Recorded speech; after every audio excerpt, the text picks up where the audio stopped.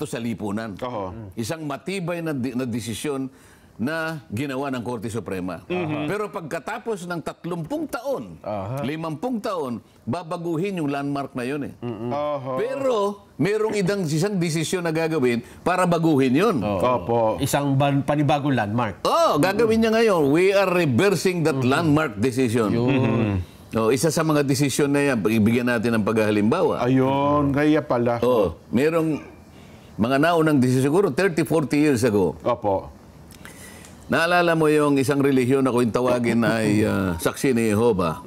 Ito, for purposes of discussion. Walang intensyong anuman. Walang intensyong anuman. Parang magliwanag sa atin kung paano pinapalitan. Dito, Korte Suprema na pinag-uusapan. Kayang palitan, pero gagawa ng panibagong ruling. Okay. Doon, mga siguro 1950s or what, ang nakalagay doon, kasi hindi sila sumasaludo sa bandila. Opo, labag sa kanila yan. Labag sa kanila yan. Paniniwala nila. Flag racing. Meron silang sinisitas na talata. And sabi ng Korte Suprema, ganito yan eh. Yung hinihingi na paggalang ng ating saligang batas, hindi naman katapat ng sinasabi ninyong pagsamba. Hindi paggalang lang naman ang ibig sabihin. Ibig sabihin, sumaludo ka sapagkat Pilipino ka. Bahagi ng paggalang. Yun ang ruling noon. After 30-40 years, binago. Okay. Meron silang karapatan kasi tuntunin ng kanilang paniniwala. Sa makatwid na baligtad. Mas nanaig. Bakit ko sinasabi ito? May pagkakataon na baguhin yun. Ngayon, balik tayo sa tradisyon namin. Papayag ako, bakit hindi? Pero kinakailangan idaan lahat. Sa isang mekanismo, halimbawa, ang una kong gagawin, sige, total, gusto nyo magbago na lahat. Unahin na natin ang pagbabago dito sa mga komite. Ayan, Meron tayong tradisyon dito, pagka magsisimula na yung interpellation, yung unang-unang magtatanong, palaging miyembro ng minority. Ayan, tradisyon nyo po talaga yan, totoo. Kahit na ikaw ang pinakahuling dumating. Kahit hindi ka nagpalista. Basta't ang unang isipin mo, ikaw nakaupo ka ron alas 7:30 ng umaga. Pero hindi ka miyembro ng minority. Hindi. Majority si Nelson. Ikaw minority ka. Si Nelson majority. Kauna-una siya. Pero si Nelson dumating 7:30 ng umaga. 7:30. Nagpalista ka 7:30. Si Jen dumating 9:30. Miyembro ko ng minority. Kararating mo lang, minority ka. Mukhang magiging congressman tayo dyan. Kung tutuusin mo, dapat si Nelson ang mauna doon. nauna ng 2 oras sa'yo eh. Nauna ako eh. Pero dahil sa tradisyon, palaging ikaw. Ayun. Sasabihin ko ngayon, alisin na yan, Tradisyon yan. First come, first serve dapat. Kung sino yung nauna nagpalista, yun na lang. Dapat. Nakasalig yung kako sa tuntunin. At yan ang pinakamakatarungan. Bakit ako nagpapasakop dyan kahit masakit ang loob ko? Kunwari, masakit ang loob mo, Nelson, di ba? Masasakit din naman ang loob mo talaga. Napapasakop ako, sabi ni Nelson, kahit medyo naiinis ako. Sapagkat pumayag ako na magpatali sa tradisyon dahil member ako ng House of Representatives.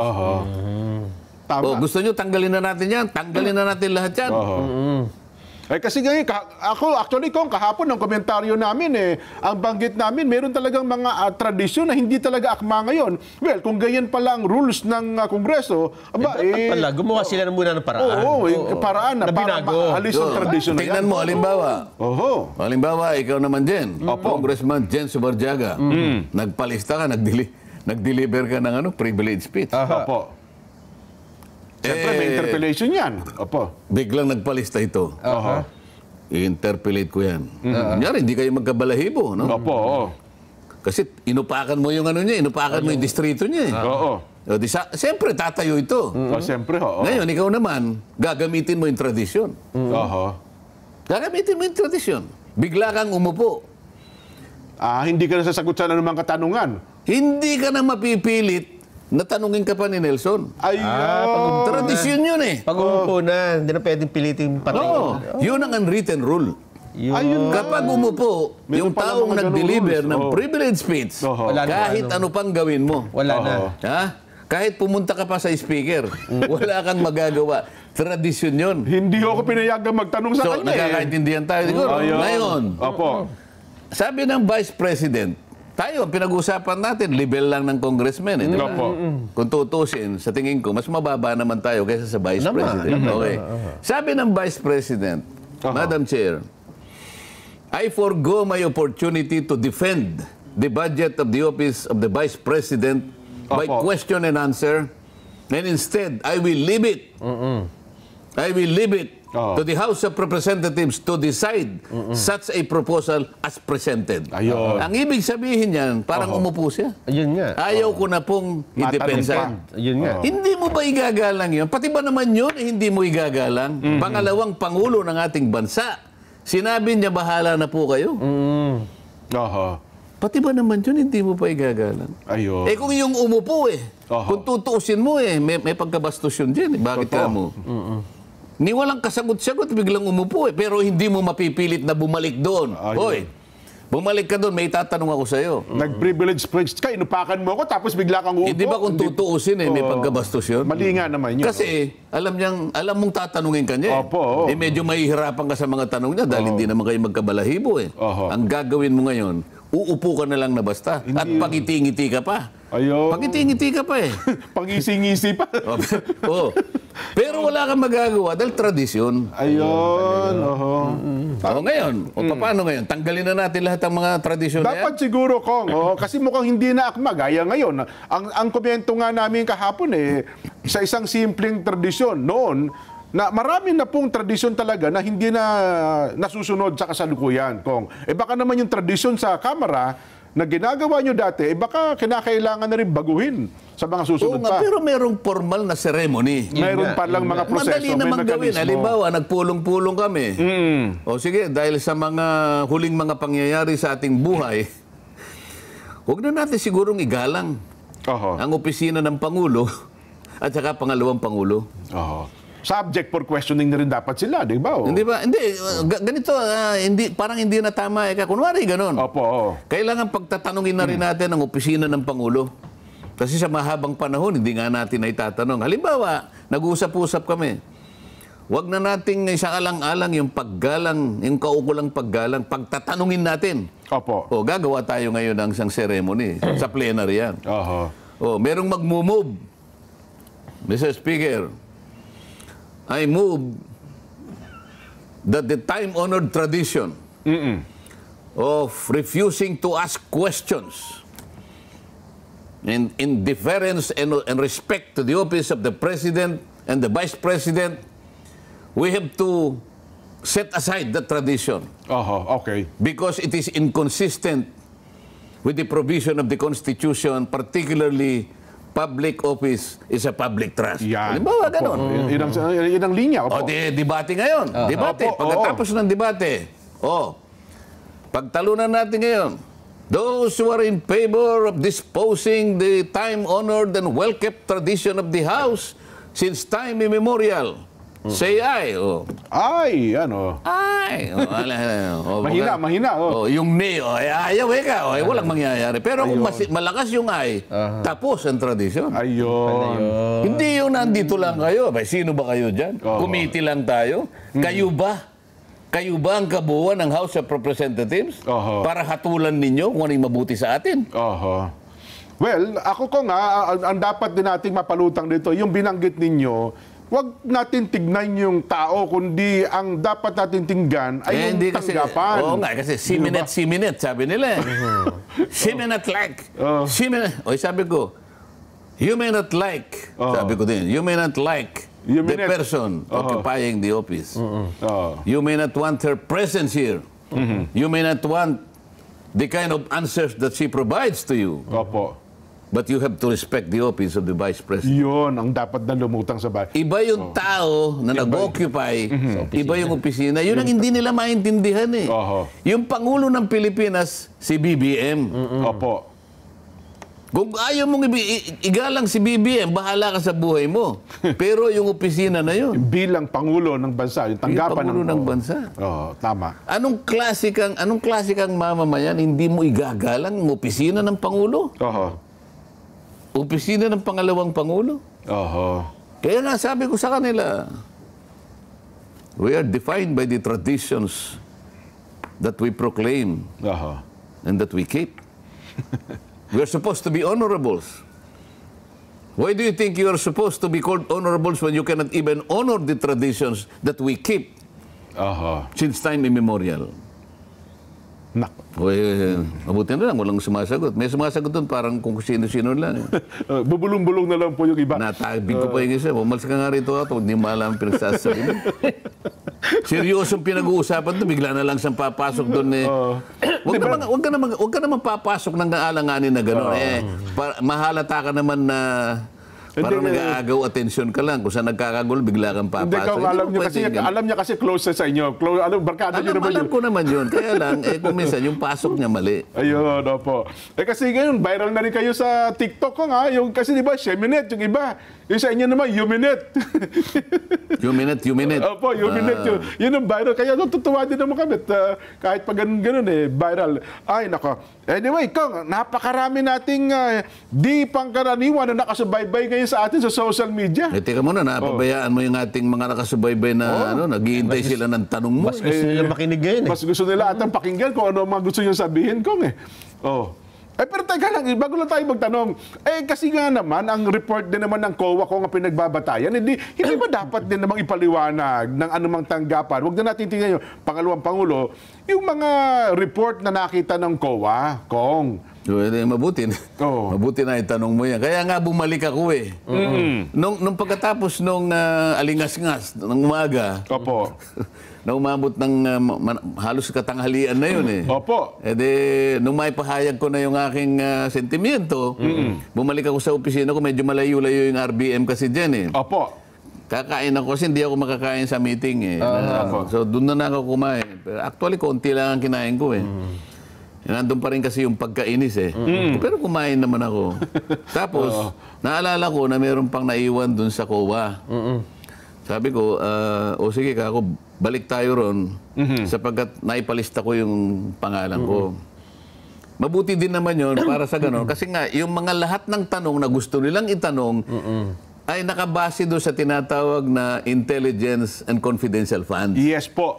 Kaya ang pasimula ko doon sa COA, kung na-subject sa notice of disallowance yung intelligence funds ng Office of the Vice President.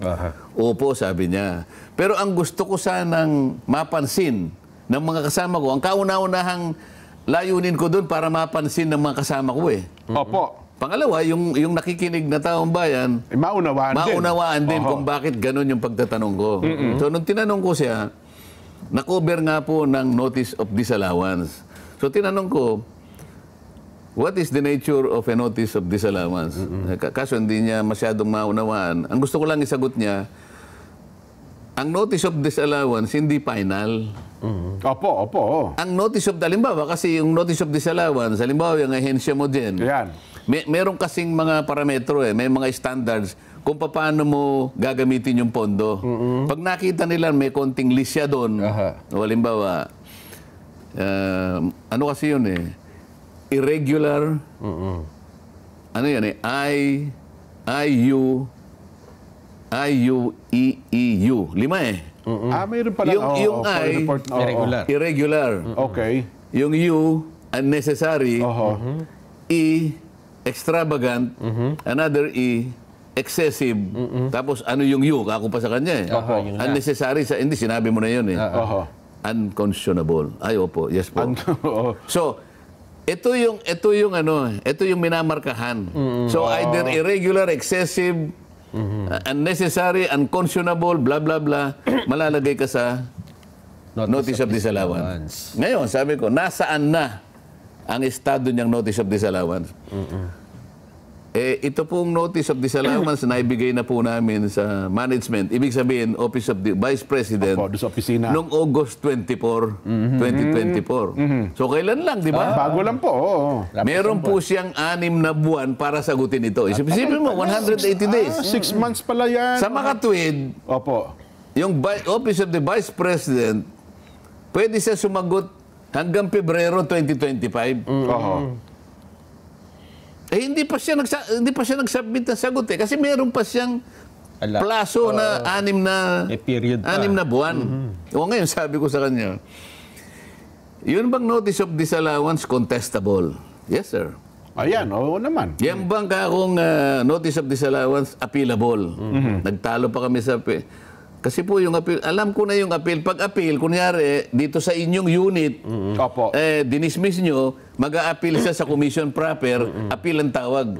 Pero wag mo na nating ano yun, kasi sa amin, hindi naman kami sa ulado yung mga terminology yung ginagawa sa amin, basta sagot, appeal, Appeal po yun, tama naman, Alang-alang sa pagkaunawa lang na mabilis. Opo, kanya. Hindi siya pupunta sa COA proper kasi sa inyo hindi pa kayo nag-uumpisa. Inihintay mo nga yung sagot niya. Doon pa. Oo. Anong gusto nating ipaliwanag doon, Nelson? Jen? Opo. Sasagutin ng opisina ng Vice President sang-ayon sa kanyang pagkakaunawa sa ginawa niya. Okay. Sasabihin niya, hindi po dapat disallow dito. Dapat i-allow nyo sapagkat nagkamali. Kukontrahin niya yun. Ha? Mag-a-argue siya din. At ipakikita niya sa abot ng kanyang kakayahan, meron naman silang abogado. Hindi po. Ang pagkaunawa po nyo ay ganito. Ang amin pong pagkaka-interpret sa ginawa ninyong parametro, ganito po yun. Ibig sabihin yan, kukontesin niya. May pagkakataon na maaaring manalo yung Vice President.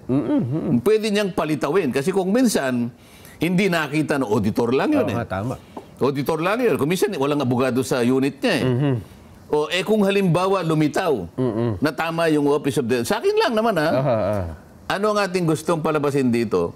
Walang pinalipad dyan Sasagot pa lang, mag-a-argue. Iko-contest niya yan, i-a-appeal niya yan sa katapos-tapusan ng daigdig. So wala pang bearing Bakit ngayon sabi ko doon sa COA, tama ba ka ako na yung mga kasama ko? Ganun pa lang kalagayan. Sasagot pa lang. Yun pa lang Pangalawang estado. pangulo.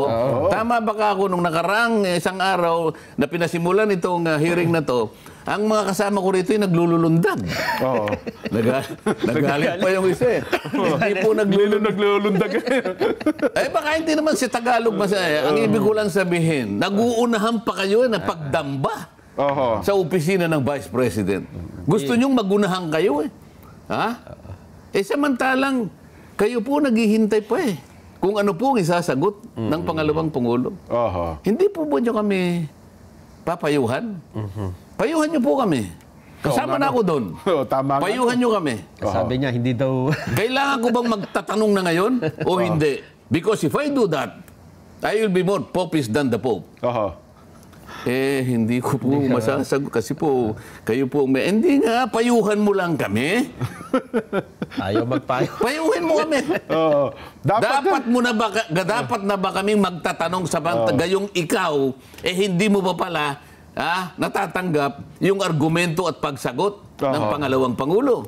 Hindi ka ba matatawa sa amin? Tingnan mo kahit itong mga... Dapat ko na bang... Nagdadadamba na sila. Ayaw niya naglulunod. Sige, nagdadadamba. Dapat ko na bang gamitin itong report ninyo laban sa tanggapan ng ganito? Isipin mo. Sasagutin pa lang. Sasagutin pa lang. Intayin mo naman yon. Respeto mo na lang sa opisina ng Vice President. Sasagot Bakit hindi pa siya sumasagot? May 6 na buwan pa siyang sumagot Piniprepare mabuti. Katapos-tapos, anong malay mo kung halimbawa nasagot niya? At medyo tumama. At sinabi, oo nga pala. So, allowed.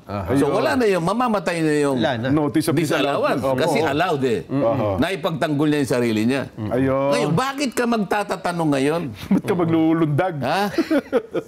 Hindi mo pa nga alam kung ano yung laman nito. Kasi alam mo, lata. Wala namang label. Akala mo ang laman sardinas. Nagtatatong ka na. Inaakala mo yung laman ay sardinas.